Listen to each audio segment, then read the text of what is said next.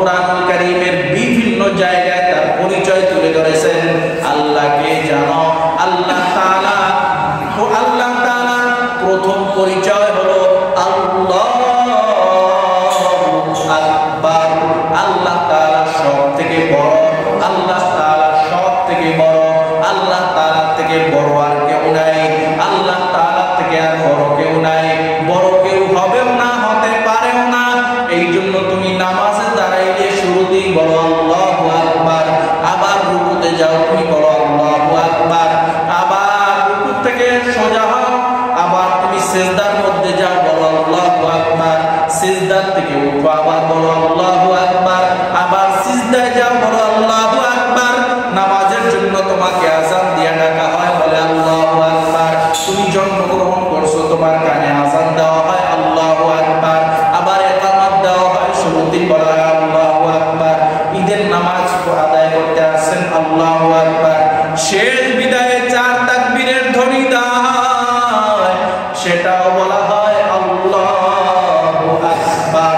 আল্লাহ সবথেকে বড়, আল্লাহ সবথেকে বড়, এই একটা মাত্র পরিচয় নিজের অন্তরের মধ্যে গেঁথে দাও। আল্লাহ থেকে বড় আর কেউ নাই, আল্লাহ থেকে বড় আর কেউ নাই।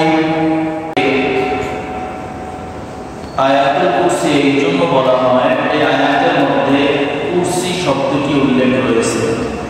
সিয়া কুরসি, সিয়া কুরসিয়ুস সামাওয়াতি ওয়াল আরদ। এই আয়াতকে অনেক মর্যাদাপূর্ণ, দামি এবং গুরুত্বপূর্ণ আয়াত বলা হয়। কুরআনুল কারীমের মধ্যে ৬২৩৬টি আয়াত আল্লাহ তাআলা নাযিল করেছেন। নবী সাল্লাল্লাহু আলাইহি ওয়াসাল্লাম বলেন, কুরআনুল কারীমে সূরা ফাতিহা থেকে শুরু করে সূরা নাস পর্যন্ত এই ৬২৩৬টি আয়াতের মধ্যে সবথেকে দামি এবং মর্যাদাপূর্ণ আয়াত হলো আয়াতুল কুরসি।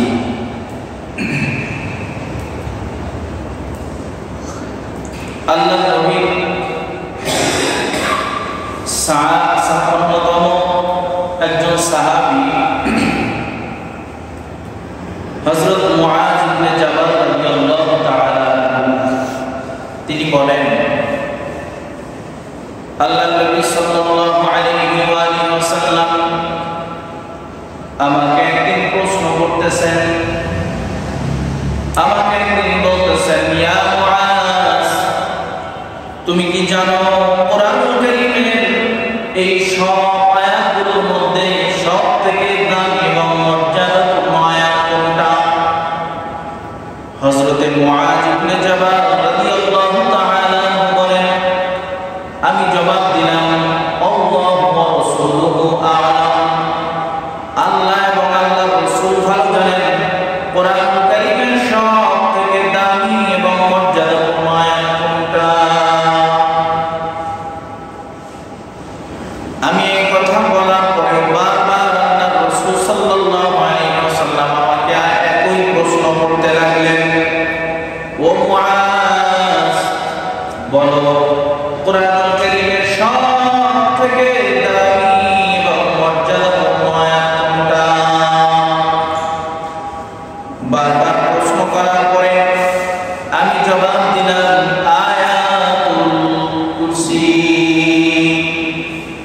সবথেকে দামি এবং মর্যাদাপূর্ণ আয়াত হলো আয়াতুল কুরসি। আল্লাহ রাসূল সাল্লাল্লাহু আলাইহি ওয়াসাল্লাম বলেন, ও মুআয, তুমি যে জবাবটা দিলা নিঃসন্দেহে এটা সঠিক জবাব। আল্লাহ তাআলা তোমার ইলমের মধ্যে বরকত দান করুন।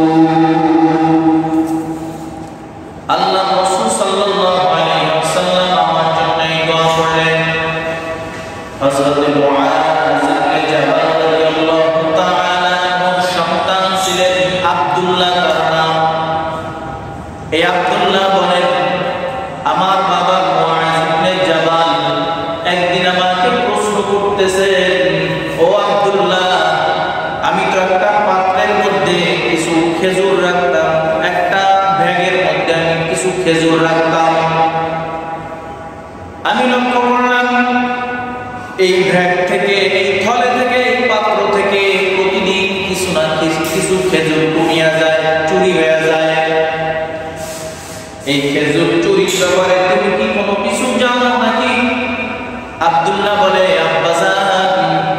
না এই খেজুর চুরির ব্যাপারে আমার কোনো ধারণা নাই, আমি জানি না।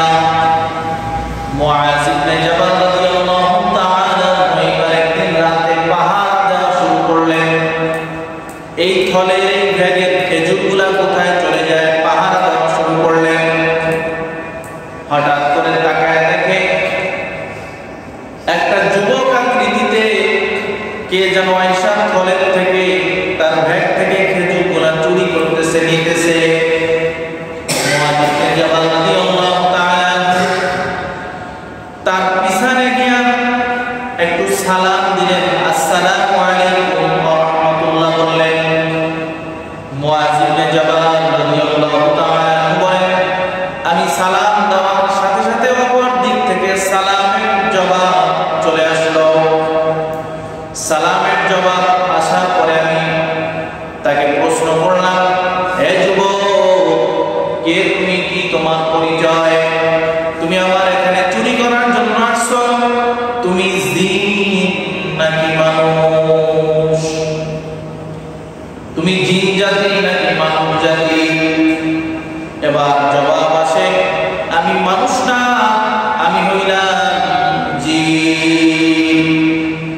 মুআয ইবনে জাবাল রাদিয়াল্লাহু তাআলা বলেন, তিনি প্রশ্নের উত্তরে বললেন, আমি জিন। আমি কথা শোনার পর বললাম, ও যুবক, ও জিন, তোমার হাতটা একটু আমার সামনে বাড়ায়া দাও, আমি একটু তোমার সাথে মুসাফা করি। জিন আমার দিকে হাতটা বের করে দিল, আমি তার হাতের সঙ্গে হাত মিলাইয়া মুসাফা করলাম। মুসাফা করার পরে আমি অনুভব করলাম, আমি জিনকে প্রশ্ন করলাম, ও জিন, তোমাদের কি আল্লাহ তাআলা কেমন আকৃতি বানাইছেন? বলে, কেমন আকৃতি? বলে, আমার তো মনে হয় একটা কুকুরের হাত যেভাবে থাকে, একটা কুকুর আকৃতিতে মনে হয় তোমাকে বানানো হয়েছে। আমি অনুভব করলাম কুকুরের শরীরের মধ্যে যেভাবে লোম আছে, পশম আছে, ঠিক ওই জিনের হাতের মধ্যেও একই রকমের পশম দেখা যায়। আমি প্রশ্ন করলাম, আল্লাহ তাআলা কি তোমাদেরকে এভাবে বানাইছে কিনা? এবার জিন উত্তর দেয়, ও আল্লাহর পয়গম্বরের সাহাবী, ও মুআয ইবনে জাবাল, আল্লাহ তাআলা আমাদের সবাইকে এমন আকৃতিতে বানায় নাই, তবে জিন জাতির মধ্যে আমি সবথেকে শক্তিশালী জিন। আল্লাহ তাআলা আমাকে আকৃতিতে বানাইছেন, আল্লাহ তাআলা আমাকে আকৃতিতে বানাইছেন, জিন জাতির মধ্য থেকে আমি সবথেকে শক্তিশালী জিন। আল্লাহ আমাকে এমন আকৃতিতে বানাইছেন। মুআয ইবনে জাবাল রাদিয়াল্লাহু তাআলা বলেন, ও জিন, বলো, তোমরা যে আমার মাল, আমার সম্পদ চুরি করতেছ, তোমার মতো হাজারো জিন মানব জাতিকে নানান ভাবে তারা অতিষ্ঠ করে, অত্যাচার করে, মানুষের উপরে তারা নির্যাতন করে। বলো, তোমার মতো এই শক্তিশালী জিন থেকে বাঁচার কোনো উপায় আছে কিনা? তোমরা যে মানুষের উপরে এমন অত্যাচার করো, এই অত্যাচার থেকে বাঁচার কোনো উপায় আছে কিনা? এবার শক্তিশালী জিন বলে, হ্যাঁ, একটা উপায় আছে। কোরআন কারীমের মধ্যে আল্লাহ তাআলা এমন একখানা আয়াত নাযিল করছেন, যে আয়াতটা যদি আপনি তেলাওয়াত করেন, আপনি সমস্ত আমাদের মতো খারাপ ইয়াতের জিন যত আছে, এই জিন জাতির থেকে আল্লাহ তাআলা হেফাজত করবেন। মুআয ইবনে জাবাল রাদিয়াল্লাহু তাআলা বলেন, আমি দুষ্ট জিনকে প্রশ্ন করলাম, বলো এই আয়াতটা কি আয়াত? দুষ্ট জিন আমাকে বলল, ও মুআয, ওই আয়াতটা অন্য কোনো আয়াত না, ওই আয়াতটা হলো আয়াতুল কুরসি। আপনি যদি আয়াতুল কুরসি তেলাওয়াত করেন, সমস্ত খারাপিয়াত এই জিন থেকে আল্লাহ হেফাজত করবে।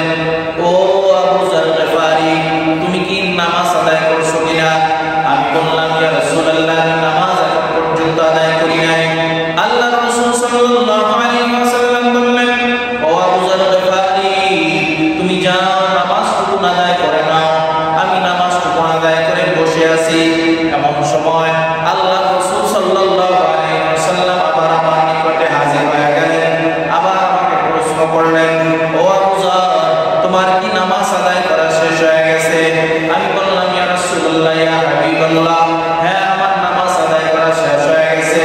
আল্লাহ রাসূল সাল্লাল্লাহু আলাইহি ওয়াসাল্লাম আমাকে বললেন, ও আবু যর, তুমি তো নামাজ আদায় করা শেষ করছো, তুমি কি জিন শয়তান এবং মানুষ শয়তান থেকে আল্লাহ তাআলার দরবারে পানা চেয়েছো? আমি প্রশ্ন করলাম, ইয়া রাসূলুল্লাহ ইয়া হাবিবাল্লাহ, এতদিন আমি জানতাম জিনের মধ্যে শয়তান আছে, মানুষের মধ্যেও কি আবার শয়তান আছে কিনা? আল্লাহ রাসূল সাল্লাল্লাহু আলাইহি ওয়াসাল্লাম বললেন, জিন শয়তান থেকে মানুষ শয়তান আরো খারাপ, মানুষের মধ্যে শয়তান আছে। তুমি কি জিন শয়তান এবং মানুষ শয়তান থেকে আল্লাহর দরবারে, রবের দরবারে পানা চেয়েছো কিনা? আবু যর গিফারী রাদিয়াল্লাহু তাআলা বলেন, ইয়া রাসূলুল্লাহ ইয়া হাবিবাল্লাহ, আমি কি পদ্ধতিকে অবলম্বন করলে এই জিন শয়তান এবং মানুষ শয়তানের অনিষ্ট থেকে, অত্যাচার থেকে আমি হেফাজতে থাকতে পারবো? কি পদ্ধতিতে আমি আল্লাহর দরবারে পানা চাইব? আল্লাহ রাসূল সাল্লাল্লাহু আলাইহি ওয়াসাল্লাম বললেন, ও আবু যর, নামাজ শেষ হওয়ার সাথে সাথে তুমি তোমার জবান দ্বারা আয়াতুল কুরসি তেলাওয়াত করে নাও। আয়াতুল কুরসি তেলাওয়াত করো। এক হাদিসের মধ্যে আছে সূরা নাস এবং ফালাক তেলাওয়াত করে হাতের মধ্যে এভাবে ফু দাও, হাতের মধ্যে ফু দিয়া সমস্ত শরীরের মধ্যে মুসা দাও। আল্লাহ তাআলা জিন শয়তান মানুষ শয়তান থেকে তোমাকে হেফাজত করবে। অপর এক হাদিসের মধ্যে আছে তুমি সূরাতুল কাফিরুন তেলাওয়াত করো, সূরা ইখলাসের তেলাওয়াত করো, সূরা নাস ফালাকের তেলাওয়াত করে নাও, আয়াতুল কুরসি তেলাওয়াত করে নাও। আয়াতুল কুরসি এই আমলগুলো করার পর তোমার হাতটা এক হাতে, দুই হাত এক জায়গায় করে একত্রিত করে তুমি এবার হাতের মধ্যে ওই ফু দাও। হাতের মধ্যে ফু দিয়া চেহারা থেকে শুরু করিয়া গোটা শরীরের মধ্যে তুমি মাসেজ করে দাও, মুসাহ দিয়া দাও। আল্লাহ তাআলা জিন শয়তান এবং মানুষ শয়তানের অনিষ্টতা থেকে, অত্যাচার থেকে তোমাকে হেফাজত করবে। আবু যর গিফারী রাদিয়াল্লাহু তাআলা বলেন, ইয়া রাসূলুল্লাহ ইয়া হাবিবাল্লাহ, গুরুত্বপূর্ণ আমল আপনি আমাকে শিখিয়ে দিলেন, এবার আপনি একটু নামাজ সম্পর্কে আমাকে নসিহত করেন। আল্লাহ রাসূল সাল্লাল্লাহু আলাইহি ওয়াসাল্লাম বলেন, আবু যর,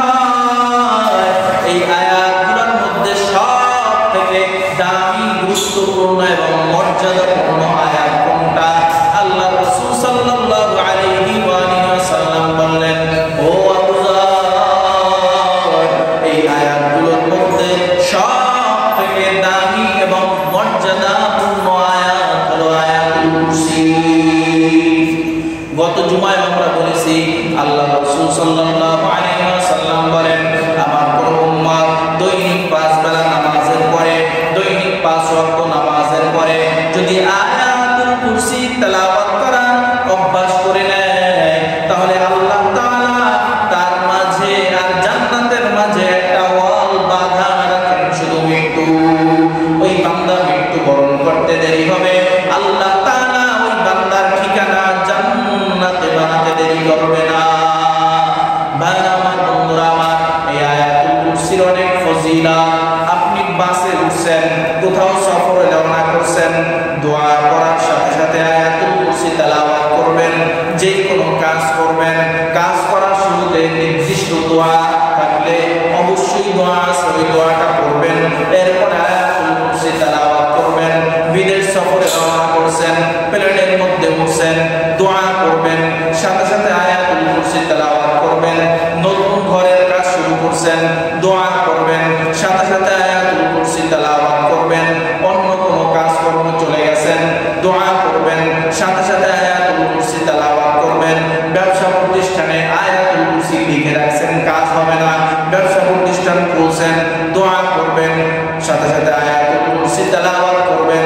আপনার সব কিছু জিম্মাদারি আল্লাহ তাআলা নিজে নিয়ে নেবেন। আল্লাহ নবী বলেন, আবু হুরায়রা রাদিয়াল্লাহু তাআলা বলেন, আল্লাহ নবী সাল্লাল্লাহু আলাইহি ওয়াসাল্লাম বলেন, আমার কোন উম্মত দৈনিক ফজরের পরে যদি আয়াতুল কুরসি তেলাওয়াত করে, সন্ধ্যা পর্যন্ত ওই বান্দাকে সমস্ত বিপদ আপদ বালা মুসিবত থেকে আল্লাহ তাআলা হেফাজত করেন। শুধু বিপদ আপদ বালা মুসিবত থেকে হেফাজত করবে এমনটা না, সারা দিন আল্লাহ তাআলা ওই বান্দাকে সমস্ত শয়তানের, জিন শয়তান, মানুষ শয়তানের অনিষ্টতা অত্যাচার থেকে আল্লাহ হেফাজত করবেন। আবু হুরায়রা রাদিয়াল্লাহু তাআলা বলেন, আমার নবী সাল্লাল্লাহু আলাইহি ওয়াসাল্লাম বলেন, কোন উম্মত যদি সন্ধ্যার সময় আয়াতুল কুরসি তেলাওয়াত করে, আল্লাহ তাআলা সারা রাত তার জিম্মাদারি হয়ে যায়। আয়াতুল কুরসি এমন একটা গুরুত্বপূর্ণ আয়াত, এই আয়াতুল কুরসি তেলাওয়াত করা লাগবে, পড়া লাগবে, শেখা লাগবে। আয়াতুল কুরসি এমন একটা আগুনের মতো আগুন, যেইভাবে দ্রুত গতিতে ছড়ায় পড়ে, আয়াতুল কুরসি তেলাওয়াত করলে এর ফজিলত অতি দ্রুত পাওয়া যায়। মোটরসাইকেল চালাইতেছেন, দোয়া করবেন, গাড়িতে ওঠার দোয়া করবেন, সাথে সাথে আয়াতুল কুরসি তেলাওয়াত করবেন। যতক্ষণ পর্যন্ত আপনার এই গাড়ি না থামবে, যেই স্থানে যাওয়ার জন্য আপনি নিয়ত করবেন, আল্লাহ তাআলা সমস্ত অ্যাক্সিডেন্ট থেকে আপনাকে কুদরতি হাতে হেফাজত করবে। যদি ফল সাথে সাথে পাওয়া যায়, তেলাওয়াত করতে সমস্যা কোথায়? ভাইরা আমার, বন্ধুরা আমার, আল্লাহ পাক রব্বুল আলামিন পবিত্র কুরআনুল কারীমে বিভিন্ন জায়গায় আল্লাহ তাআলা তার নিজের পরিচয় তুলে ধরেছেন। এর মধ্যে সব থেকে বেশি স্পষ্ট তার পরিচয় তুলে ধরেছেন আয়াতুল কুরসির মধ্যে। আল্লাহ তাআলা তার নিজের পরিচয় দিয়া বলেন, আল্লাহু লা ইলাহা ইল্লা হুয়াল হাইয়ুল কাইয়্যুম। আল্লাহ তাআলাকে জানো, যার দ্বিতীয় কোনো নাই, দ্বিতীয় কোনো আল্লাহ নাই, দ্বিতীয় তার কোনো শরীক নাই। আল্লাহ তাআলা এমন এক আল্লাহ, আল্লাহ তাআলা এমন এক আল্লাহ যার দ্বিতীয় কেউ নাই, যার দ্বিতীয় কেউ নাই। আল্লাহ তাআলার পরিচয় যদি বান্দা নিজের অন্তরের মধ্যে গেঁথে নেয়, তাহলে আল্লাহ তাআলার ইবাদত থেকে বান্দা এক চুল পরিমাণে সরে যাবে না। আল্লাহ তাআলার হুকুম বান্দা পুঙ্খানুপুঙ্খ রূপে পালন করবে। তবে আল্লাহর পরিচয় যদি বান্দা না জানে, তাহলে ইবাদতের মধ্যে কোনো মনোযোগী হবে না। আপনাদের এখানে মনে করেন একজন মন্ত্রী আসছে, গণপ্রজাতন্ত্রী বাংলাদেশ সরকারের মাননীয় স্বরাষ্ট্রমন্ত্রী আসছে, আপনারা কেউ চিনেন না, আপনারা তাকে সম্মানও করবেন না, শ্রদ্ধাও করবেন না। কিন্তু আপনারা যদি চিনেন, তার পরিচয় যদি জানেন, ইনি একজন স্বরাষ্ট্রমন্ত্রী, তাহলে আপনারা কি পরিমাণে সম্মান আর শ্রদ্ধা করবেন।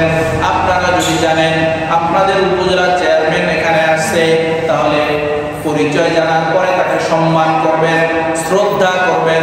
পরিচয় না জানলে তাকে আপনারা পাত্তাই দিবেন না, সম্মানই দিবেন না। আল্লাহ তাআলার পরিচয় বান্দা যদি জানে তাহলে তার ইবাদতের বান্দা মনোযোগী হয়ে যাবে। আল্লাহর পরিচয় যদি বান্দা না জানে, পরিচয় না জানলে ইবাদতমুখী বান্দা হবে না। আল্লাহ এই জন্য কোরআনুল কারীমের বিভিন্ন জায়গায় তার পরিচয় তুলে ধরেছেন। আল্লাহকে জানো, আল্লাহ তাআলা প্রথম পরিচয় হলো আল্লাহু আকবার। আল্লাহ তাআলা সবথেকে বড়, আল্লাহ তাআলা সবথেকে বড়, আল্লাহ তাআলা থেকে বড় আর কেউ নাই, আল্লাহ তাআলা থেকে আর বড় কেউ নাই, বড় কেউ হবেও না, হতে পারেও না। এই জন্য তুমি নামাজে দাঁড়াইলে শুরুতেই বলো আল্লাহু আকবার, আবার রুকুতে যাও তুমি বলো আল্লাহু আকবার, আবার রুকু থেকে সোজা হও, আবার তুমি সিজদার মধ্যে যাও বলো আল্লাহু আকবার, সিজদার থেকে উঠো আবার বলো আল্লাহু আকবার, আবার সিজদায় যাও বলো আল্লাহু আকবার। নামাজের জন্য তোমাকে আযান দিয়ে ডাকা হয়, বলে আল্লাহু আকবার। তুমি জন্মগ্রহণ করছো, তোমার কানে আযান দেওয়া হয় আল্লাহু আকবার, আবার ইকামত দেওয়া হয়, শুরুতেই বলা হয় আল্লাহু আকবার। ঈদের নামাজ আদায় করতে আসেন আল্লাহু আকবার, শেষ বিদায়ে চার তাকবীরের ধ্বনি দেওয়া হয়, সেটাও বলা হয় আল্লাহু আকবার। আল্লাহ সবথেকে বড়, আল্লাহ সবথেকে বড়। এই একটা মাত্র পরিচয় নিজের অন্তরের মধ্যে গেঁথে নাও, আল্লাহ থেকে বড় আর কেউ নাই, আল্লাহ থেকে বড় আর কেউ নাই। মুহাদ্দিস মুফাসসিরিন ইকরামগণ বলেন আল্লাহ তাআলা 7টা আসমান বানাইছেন, 7টা জমিন বানাইছেন। কেউ কেউ ধারণা করে বলেন প্রথম আসমান থেকে দ্বিতীয় আসমানের এই দূরত্ব হলো 500 বছরের রাস্তা। মুফাসসির মুহাদ্দিসিন ইকরামগণ বলেন না না, এটা হলো দূরত্ব বোঝানোর জন্য স্বাভাবিক ভাষায় বলা হয়, কিন্তু প্রথম আসমান থেকে দ্বিতীয় আসমানের দূরত্ব কত এটা একমাত্র আল্লাহ ছাড়া আর কেউ জানে না। দুনিয়ার বিজ্ঞানের ভাষায় যদি 500 বছরের রাস্তা হয়, একটা দ্রুতগামী ঘোড়া যদি 500 বছর পর্যন্ত দৌড়ায়, তাহলে প্রথম আসমান থেকে দ্বিতীয় আসমানের নিচ পর্যন্ত দৌড়ায় যেতে পারবে। আবার ওই দ্বিতীয় আসমানের নিচ থেকে উপর পর্যন্ত পুরুত্ব হলো 500 বছরের রাস্তা। এরকম দূরত্ব বোঝানোর জন্য 500 বছর বলা হয়, কিন্তু না না, সঠিক তথ্য একমাত্র আল্লাহ ছাড়া কেউ জানে না। মুহাদ্দিস মুফাসসিরিন ইকরামগণ বলেন এই যে 7টা আসমান আল্লাহ তাআলা ধাপে ধাপে আল্লাহ তাআলা সৃষ্টি করে রাখছেন, আল্লাহ তাআলার কুদরতের মধ্যে আসমানগুলা ভাসতেছে। এই আসমান, প্রথম আসমানের একটা ক্ষুদ্রতম অংশ হলো এই পৃথিবী, আর এই পৃথিবীর মতো হাজারো পৃথিবী রাখা যায়। এই প্রথম আসমানের মধ্যে জায়গা জমিনের কোনো অভাব নাই। আমরা দুনিয়ার বিজ্ঞানের মাধ্যমে জানতে পারলাম 9 কোটি 30 লক্ষ মাইল শুধু এই পৃথিবীর থেকে সূর্যের বড়ত্ব। সূর্য বড়, চন্দ্র বড়, অন্যান্য আরো গ্রহ নক্ষত্রগুলো আছে যা সূর্যের থেকেও অনেক গুণ বড়। এগুলো হলো সব প্রথম আসমানের মধ্যে। আবার কেউ বলেন সূর্য চতুর্থ আসমানের মধ্যে। এত বড় বিশাল এই আসমান, 7টা আসমান, কিন্তু মুফাসসিরিন ইকরামগণ বলেন আল্লাহ তাআলার আরশের আজিমের মধ্যে যে একটা কুরসি আছে, একটা চেয়ার আছে, ওই চেয়ারের নিচে সরিষার দানার মতো এই 7টা আসমান পড়ে আছে। এই 7 আসমানের বিশালতা এত বড়, কিন্তু আল্লাহ তাআলার চেয়ারের নিচে সরিষার দানার মতো পরিমাণ এই 7 আসমান পড়ে আছে। তাহলে চিন্তা করেন ওই কুরসিটা, তাহলে ওই চেয়ারটা কত বড়। ওই চেয়ারে যিনি সীমাসীন, ওই চেয়ারের মধ্যে যিনি বসা, আল্লাহ তাআলা তাহলে কত বড়। এই জন্যই তো তুমি আমি নামাজে বারবার বলি আল্লাহু আকবার, আল্লাহু আকবার। আল্লাহ সবথেকে বড়, আল্লাহ সবথেকে বড়, আল্লাহ সবথেকে বড়। আল্লাহর নবী সাল্লাল্লাহু আলাইহি ওয়াসাল্লাম বলেন, হে উম্মতের দল শোনো, আল্লাহ তাআলা আদম আলাইহিস সালাতু ওয়াস সালামকে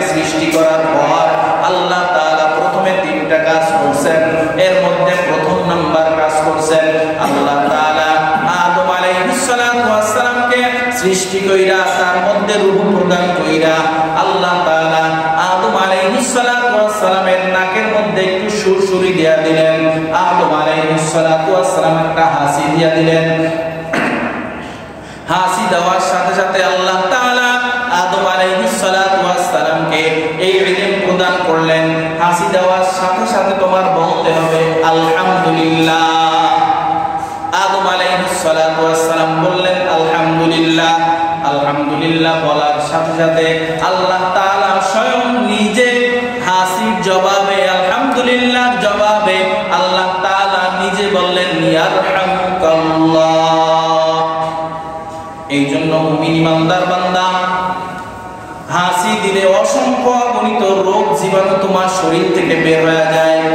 এই জন্য হাসি দেওয়ার সাথে সাথে তুমি বলবা আলহামদুলিল্লাহ। আলহামদুলিল্লাহ বলার সাথে সাথে আশেপাশে যারা থাকবে তারা বলবে ইয়ারহামুকাল্লাহ। দ্বিতীয় নম্বরে কাজ করলেন আল্লাহ তাআলা আদম আলাইহিস সালাতু ওয়াস সালামের সামনে তার দুইটা হাত এভাবে একত্রিত কইরা, আমরা যেটাকে বলি মুঠ কইরা, এভাবে দুইটা হাত তার সামনে নিয়ে রাখলেন। রাখার পরে বললেন তুমি যে কোনো একটা হাত স্পর্শ করো, একটা যে কোনো হাত ধরো। আমরা বলি না যে ধর, কোন হাতে কি আছে পারলে একটু ধর। আল্লাহ নবী বললেন এভাবে দুইটা হাত একত্রিত কইরা আদম আলাইহিস সালাতু ওয়াস সালামের সামনে ভাবে ধরলেন। ধরার পরে আদম আলাইহিস সালাতু ওয়াস সালাম আল্লাহ তাআলার ডান হাতটা তিনি ধরলেন। তিনি মনে করছিলেন এইটাই ডান হাত। আল্লাহ নবী সাল্লাল্লাহু আলাইহি ওয়াসাল্লাম বলেন শোনো, আল্লাহ তাআলার ডান হাত, তার দুইটা হাত থাকলে দুইটা হাতই ডান হাত, তার কোনো বাম হাত নাই।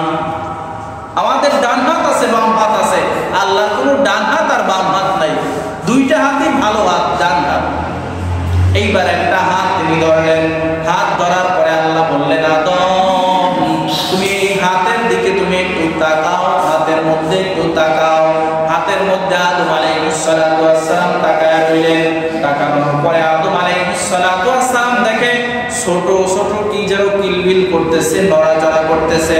আল্লাহকে প্রশ্ন করলেন আল্লাহ আপনার হাতের মধ্যে এগুলা কি নড়াচড়া করে, এগুলা কি নড়াচড়া করে? আল্লাহ পাক রব্বুল আলামিন বললেন ও পয়গম্বর আদম আমার হাতের মধ্যে এগুলো নড়াচড়া করে হলো তোমার বংশ থেকে তোমার ঔরসে এখন থেকে কিয়ামত পর্যন্ত আমি দুনিয়ায় যত ইনসান পাঠাবো, যত মানুষ পাঠাবো, সব ইনসান এবং সব মানুষগুলা আমার হাতের মধ্যে রেখে তোমাকে দেখায় দিলাম। তাহলে এই চামটা এলাকার মধ্যে কত মানুষ বসবাস করে, সারা পৃথিবীর মধ্যে কত মানুষ বসবাস করে, কত মানুষ মারা গেল, কত মানুষ এখন সামনে আসবে, সব আল্লাহ তাআলা তার হাতের তালুর মধ্যে কইরা আদম আলাইহিস সালাতু ওয়াস সালামকে দেখায় দিলেন। তাহলে চিন্তা করেন আল্লাহ তাআলা কত বড়। আপনি আমি যে বারবার নামাজে বলি আল্লাহু আকবার, আল্লাহু আকবার, আল্লাহু আকবার, এই আল্লাহ সবথেকে বড়, আল্লাহ সবথেকে বড়, এগুলো বলার কারণ কি? আল্লাহ তার নিজের পরিচয় দিয়ে বলেন আল্লাহু লা ইলাহা ইল্লা হুয়াল হাইয়ুল কাইয়ুম। আল্লাহ যে কত বড় তার পরিচয় না জানলে তুমি ইবাদতের মধ্যে মজা পাইবা না। কারণ আল্লাহ তাআলা তার নিজের বরত্ব প্রকাশের জন্য কোরআনুল কারীমের মধ্যে অসংখ্য অগণিত আয়াত নাযিল করছেন। এগুলো কি তোমরা চিন্তা এবং গবেষণা করো না যে আল্লাহকে আমরা যে নামাজে দাঁড়াইয়েই বলি আল্লাহ আপনি সবথেকে বড়, আবার নামাজ শেষ করি আল্লাহ আপনি সবথেকে বড়। আমি জন্মগ্রহণ করার সাথে সাথে আমাকে বলা হয়েছে আল্লাহ কিন্তু সবথেকে বড়, আবার মৃত্যুবরণ করব বিদায় লগ্নে আমাকে 4 বার আমাকে শোনায়া বলা হয় আল্লাহ কিন্তু সবথেকে বড়। সুতরাং তুমি দুনিয়ার জমিনে যতক্ষণ থাকবা তোমার মাথার মধ্যে থাকবে যে আল্লাহই তো সবথেকে বড়, অমুক ব্যক্তি অমুক ব্যক্তি অমুক ব্যক্তি এগুলো কেউ বড় না, সবথেকে বড় হলো আল্লাহ। আল্লাহর হুকুম আহকাম অনুযায়ী আমাকে দুনিয়ার জমিনে চলাফেরা করা লাগবে। আল্লাহর দরবারে দাঁড়িয়েই আমার সব কৃতকর্মের হিসাব কিয়ামতের ময়দানে দেয়া লাগবে। এই জন্য আল্লাহ যে সবথেকে বড়, আল্লাহ যে সবথেকে বড়, এই চিন্তা ভাবনা অন্তরের মধ্যে লালন করে আমরা যেন ইবাদত বন্দেগী করতে পারি। আল্লাহ তৌফিক দান করুন, আমিন। ওয়া আখিরু দাওয়ানা আলহামদুলিল্লাহ।